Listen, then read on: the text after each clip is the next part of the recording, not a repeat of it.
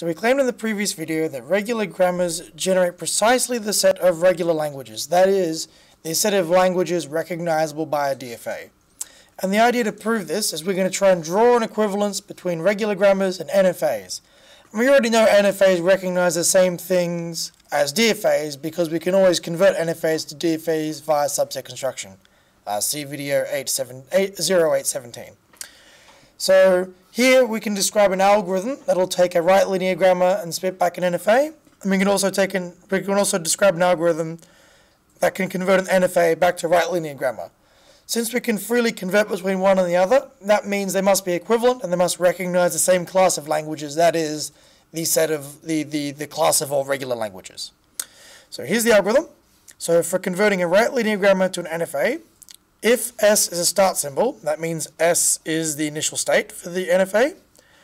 If T transitions to AS, where A is a terminal and S is a non-terminal, how that converts to the NFA is from state T, if you read A, you transition to state S.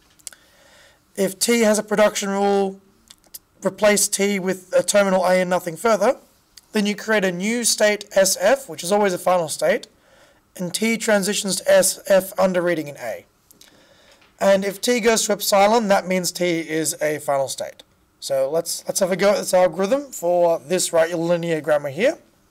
So also implicitly S is the start state, because that wasn't stated here. But usually from context, S or S naught or something along those lines is usually the start state, but here I'm telling you it's the start state. So that means it's state S, which is the starting state. If I read an A, I go to T, so I'm going to make a new state T. If I read a B, go to U. And S can also transition to epsilon. So by this rule here, that means S can also be a final state. So put a double circle on it. There we go. Alright, let's keep going. U can go to BU, so that means U reading a B can go to itself. U can also go directly to B, so that means we have to add a new final state, SF, and U reading a B can go straight to it. Okay, what about for T? T can under a C go back to T. T can go under an A to S. And there we go. So from this right linear grammar, we've created this NFA. And if we wanted to, we could then convert this to a DFA using the subset construction algorithm that we covered last time. Cool? So that's how to go one way. What about going backwards? So here's the algorithm for taking an NFA and going back to a right linear grammar. If S0 is the initial state, then that means S0 is a start symbol. If T transitions under A to U, that means you have the transition T goes to AU. And if F is a final state, that means F transitions to epsilon. So it's basically doing this algorithm here backwards. But we don't have to worry about this extra SF case. It's already handled here. Okay? So here's a particularly convoluted NFA. Let's convert it to a right linear grammar. So S0 is a start symbol. So write that down. Start symbol. Again, you don't have to it's good form to explicitly write this down, but usually infer from context which is the start symbol. Again, it's usually S or S0. So S0 transitions to reading a 0, go back to S0. So I can go to 0 S0, or I can go to 1 S0, or I can go S0, read a 0, go to S1, so I can transition to 0 S1.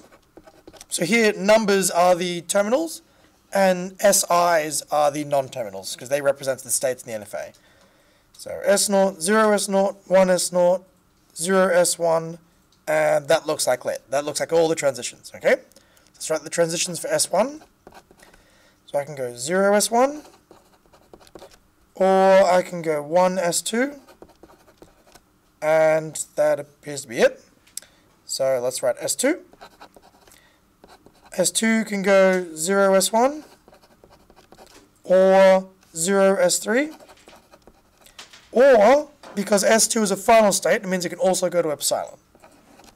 Okay, and for S3, I can go to 0 S3 or 1 S0 or 1 S1, and that looks like it's it. Okay, so given this NFA, we can convert it back to right linear grammar.